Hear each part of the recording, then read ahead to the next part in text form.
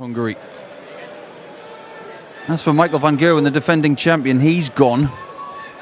Former champions like Cullen and Chisnell have already gone. Price remains in the top half of the draw. Everybody else who's in the quarterfinals, and these two, of course, they still have a chance of putting their name on that roll of honour. If Humphries were to win the title here today, it would be his 9th success, and he'd be on the same mark as Gerwyn Price in that quest to be the second person to get double-digit successes on the European Tour. As for Mike, he's been close this year. His best run in Belgium, it actually started with a victory against Luke Humphries. Luke's first game of the European Tour season was against De Decker. He lost. But the other time they played on the European Tour, Cool Hand won the tournament. Yeah. So maybe this is an omen, Dan Dawson, that whoever wins this game is about to have a very good day. Well, potentially. Luke Humphries certainly didn't have a good day the last time he played Mike De Decker, because it was on the World Series in Australia and he got done to nil. But De Decker was excellent there. But Luke Humphries going for back-to-back Euro Tour titles following success in Prague.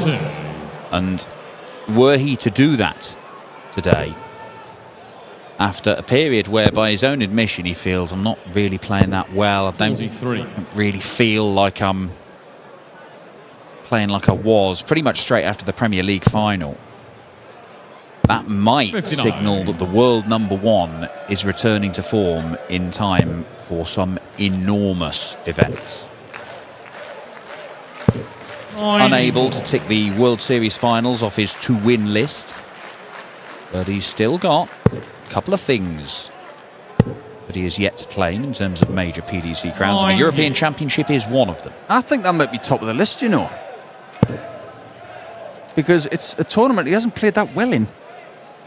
He'd like to play a lot better at Dortmund, 41. Because it's actually not that different to this. I can't see any changes to his equipment. He has said recently that he feels he needs to change his kit because he thinks he does feel like he needs an extra couple of percent or something. He wants to try, he wants to experiment because he thinks he needs to keep up with the likes of Littler. I'm not sure he does, because he's still doing that. Beautiful check out to start the match from Luke Humphries. Mike De Decker stranded on 87. It's a break of throw. There's a little bit of symbolism in that checkout, isn't there? Considering they played the World Grand Prix final. That's Mike De Decker's favourite start. Albeit done backwards. That's one of the reasons why De Decker won the World Grand Prix, because his 146 starts were brilliant. But about Humphries and the kit changing, he doesn't do it very often. In fact, he's still using the same flights, same type, since he was in his development tour days. Well, they don't make them anymore, do they? They do not make them anymore. He's had to buy like thousands of them off eBay, and when they run out, they run out. Yeah. I'm not really sure why his manufacturer can't reproduce them, but it's the material. I would have thought it's not beyond the wit of man to recreate them, wouldn't it? Well, we're in an age... What are they made out of? Papyrus? 39. I think he's found pretty much every set on the planet. I don't know how many sets he's got left, but there's going to be a time where he's going to have to change them. The stems, 99. Nice and long, fine. Size of the barrel, fine. There was a period about 3 years ago where he had odd points. And at one point he had to really figure out how to throw 3 exact same darts. That was when he started popping on the circuit. 89. He might just need a brand new set of barrels instead of something different. Might get that extra bit of sharpness from the grip, because he uses darts until they're unusable. 59. Make it across 16. Well, it's a pretty bright start from Cool Hand. That's 2-0. Third leg, Mike to throw first. Game.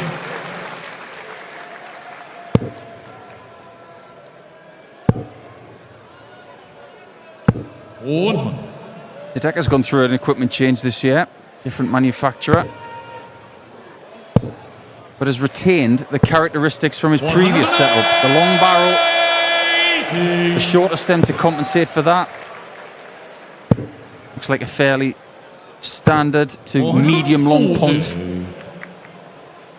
Still averaging around 94 and change for the season, top 25. 57. Interesting to see how he feels going into that defence. It would be a cool feeling to go back to Leicester and be introduced as the reigning and defending champion. 131. I wouldn't mind coming back here next year, being referred to as the reigning and defending Hungarian darts trophy champion. Likely to go 130.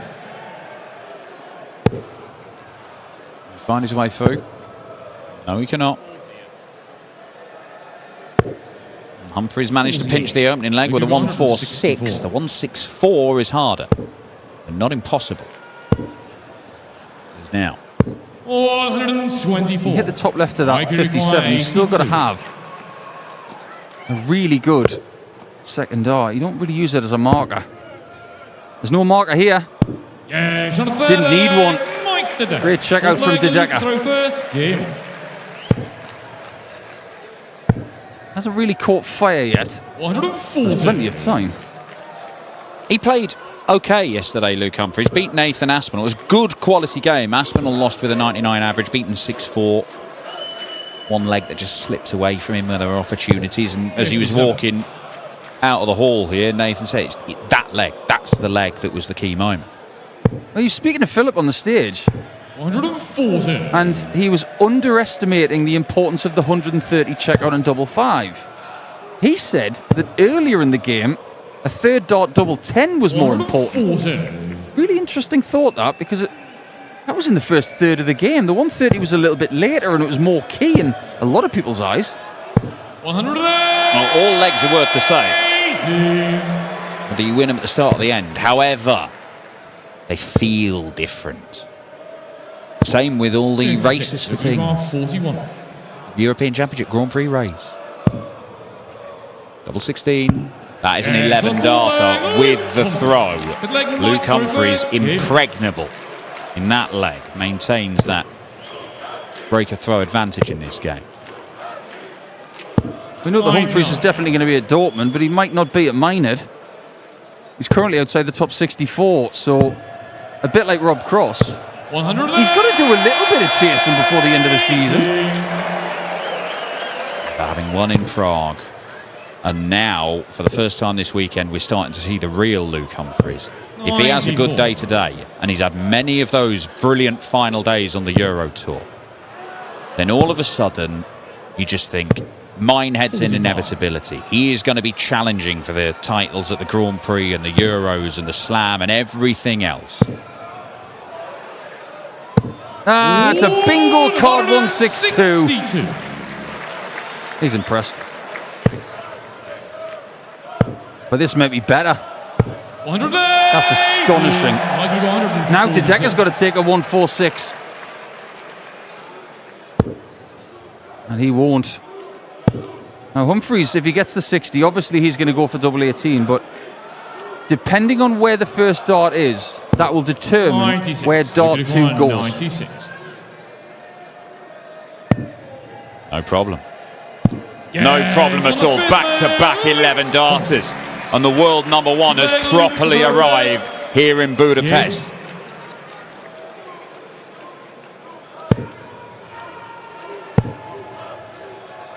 This really is very good. Even when it's a ton, it looks good. Yeah, he looks sharp. He looks focused. He said at times this year he's just been getting up there and going through the motions and feeling kind of detached from the whole thing. But this, he actually looks at it. I think he's a lot smarter than people give him credit for, you know. 99. Because when he wanted to defend the European darts match play in Trier a couple of years ago, he had a bit of a break because it was at that point he didn't get in the England team. He had a break for about a month, came back and defended the EDM. Only that because he had a rather busy August, didn't he?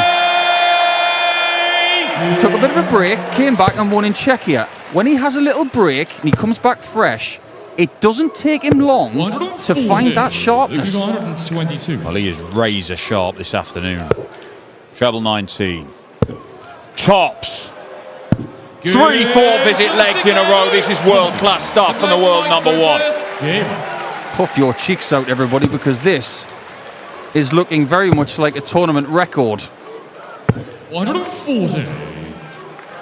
He might smash it if he finds another 11 or 12. Well, nobody's averaged over 110 in the 5 years we've been coming to Hungary.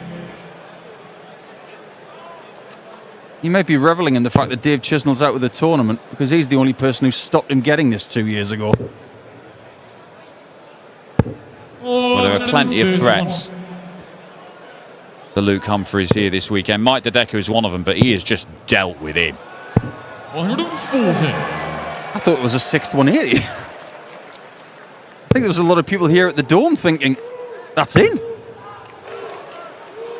That one is. That's his first. A 6th. A 6th, and it gets him down to a match-winning finish, so you'd best take this out, Mike Dedeker.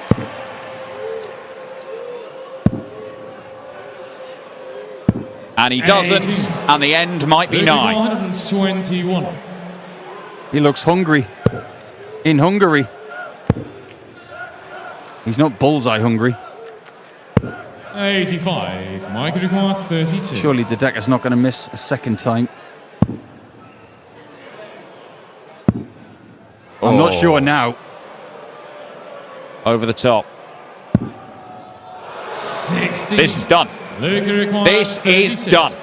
Luke Humphries for a 6-1 battering of the World Grand Prix champion.